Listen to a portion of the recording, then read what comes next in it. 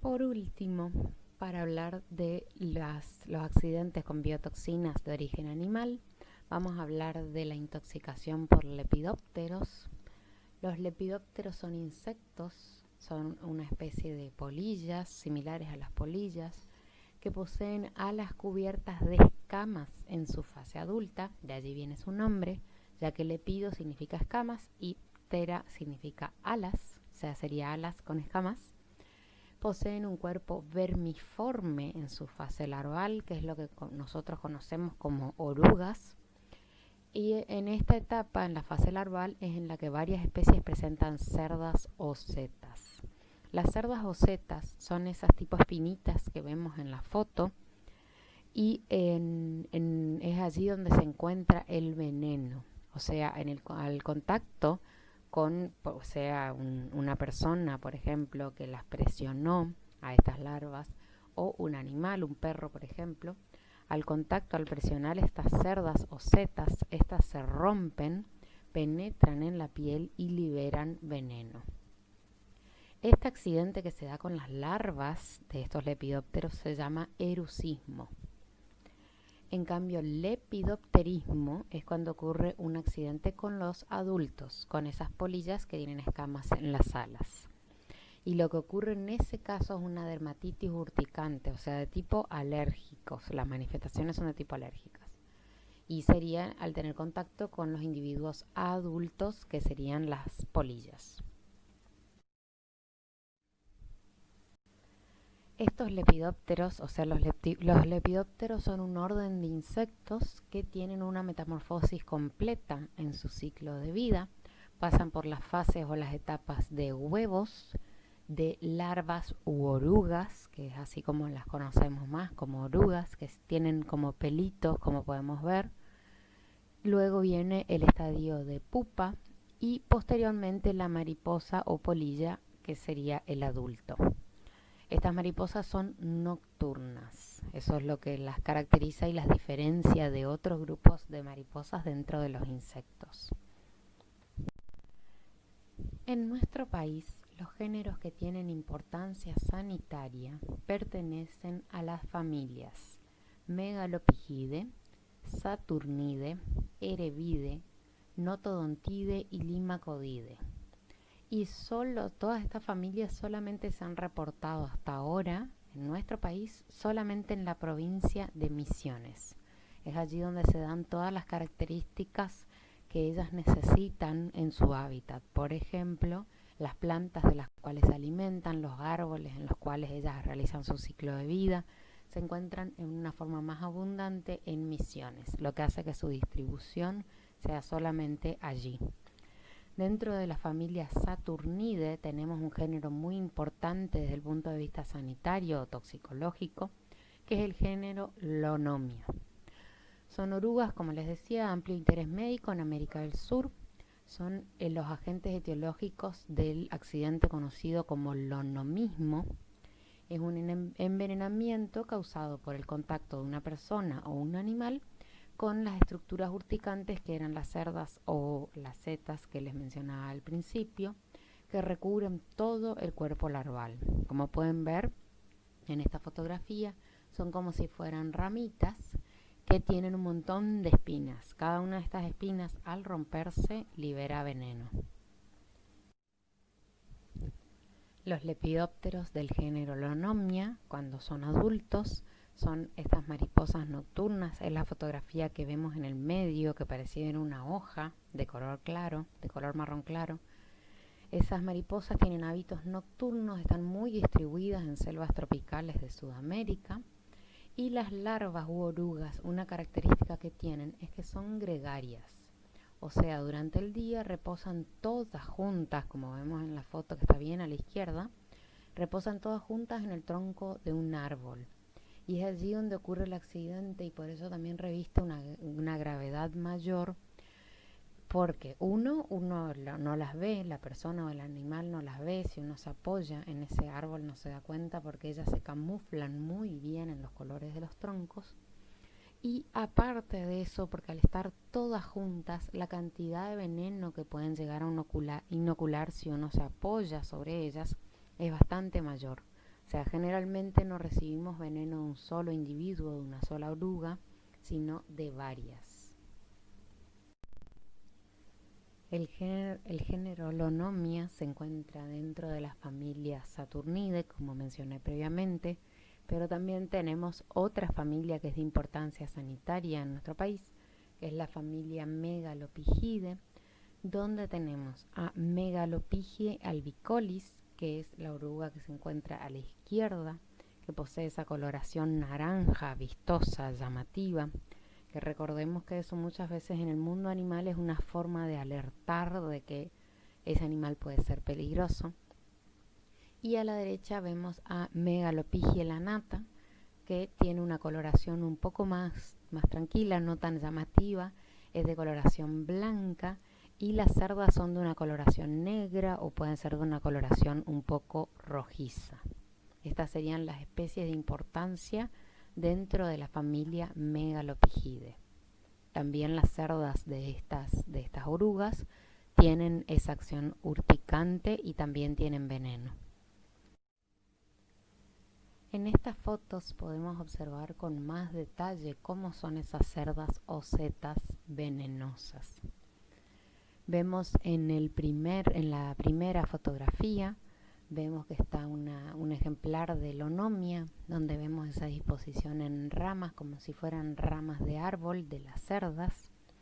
Luego en la fotografía B vemos con más detalle cómo están agrupadas en ramos esas cerdas o setas. En la fotografía C vemos más de cerca cómo se conforman esos ramos, todos dispuestos hacia arriba. O sea que imagínense que al tomar contacto solamente con uno de estos ramos, los cuales hay muchos en la superficie del animal, tenemos contacto con una gran cantidad de espinas con veneno en su interior. En la fotografía D podemos ver la región apical con microscopio, la región apical de estas espinas.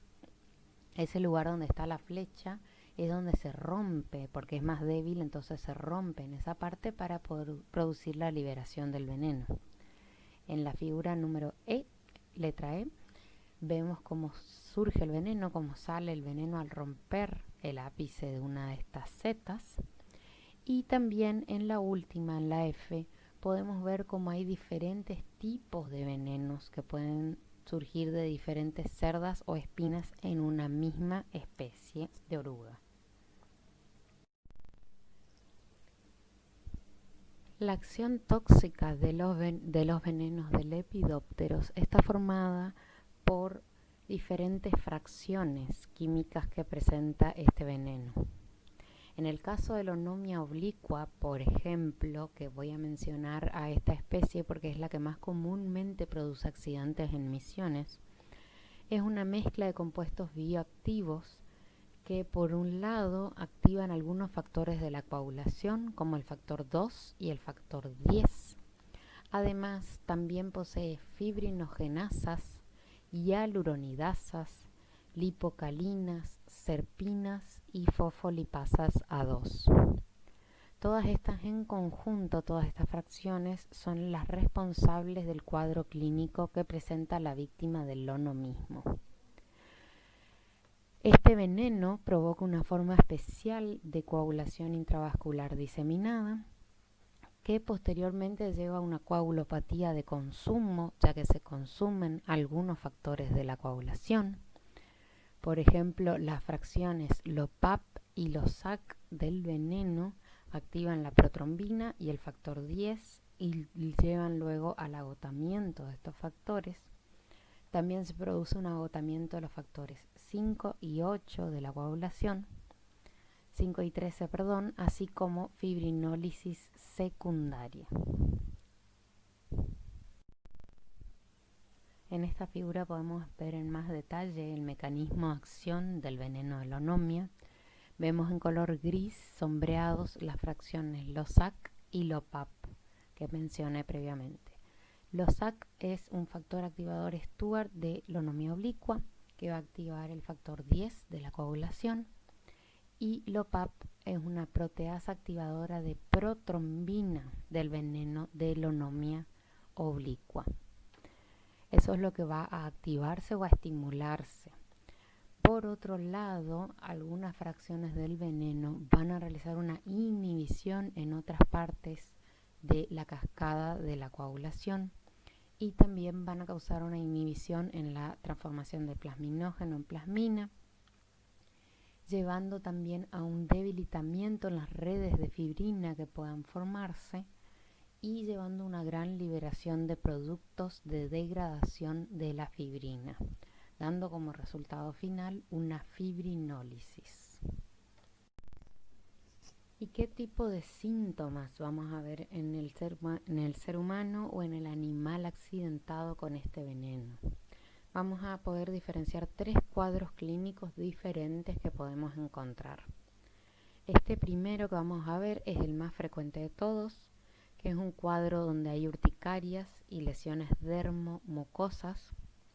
Recordemos que esas espinas irritantes o las cerdas, al entrar en contacto con la piel y realizar esa descarga del veneno, causan un picor impresionante, muchísima picazón, hasta incluso una sensación de quemazón. Eso es lo que suelen decir las personas que sufrieron este accidente, que pareciera que quemara, que fuera fuego. El veneno además posee muchos liberadores de histamina que llevan a esta reacción alérgica, digamos, de la piel. Sobre todo son sensibles los ojos y las mucosas, y si llegara a ocurrir una ingestión o inhalación de estas espinas, esto puede llevar a la aparición de síndromes digestivos o broncopulmonares. ¿Y cómo podría ocurrir esta ingestión o inhalación? Eso ocurre a veces cuando las orugas de la onomia están en un tronco alto, todas juntas, y puede llegar a desprender algo de polvo o de liberación de las espinas, y si la persona o el animal se encuentra abajo, puede llegar a inhalar esto o a ingerirlo. O incluso en los animales es común que por curiosidad o porque le llaman la atención ingieran directamente a las orugas. Es allí donde se ven estos síndromes digestivos o broncopulmonares de tipo alérgico, con intervención de histamina. Y los síntomas pueden variar desde un prurito local a grandes erupciones, como vemos en ese ser humano y en ese perrito, erupciones papuliformes y también manifestaciones generales como náuseas, vómitos y shock. El otro cuadro clínico que podemos llegar a observar, en este caso se da por los adultos de lepidópteros. Esto es menos frecuente y es un cuadro de molestias o lesiones producidas por las mariposas que liban en los ojos. Algunos géneros de estas mariposas nocturnas tienen la costumbre de alimentarse de por ejemplo, las células muertas o de las lágrimas incluso de los animales, y se posan continuamente en los ojos llevando una irritación de estos. Esas mariposas que tienen esas costumbres se las llama lagrimófagas o visitadoras de ojos, liban de las lágrimas oculares. Suelen afectar más a equinos, bovinos y a perros, sobre todo en bovinos son más comunes. Producen una irritación constante, sobre todo se produce una irritación en la superficie interna de los párpados. Puede haber una gran inflamación de la conjuntiva y de las mucosas. Ellas mientras obviamente que intentan alimentarse, pero producen una reacción alérgica de todos los tejidos del ojo, y a lo más grave que pueden llevar es a una conjuntivitis. Por último, también podemos encontrarnos con otro cuadro clínico que es de reacciones alérgicas más generalizadas a nivel de la cabeza, por ejemplo, en los ojos, en la nariz, con diferentes otros síntomas alérgicos.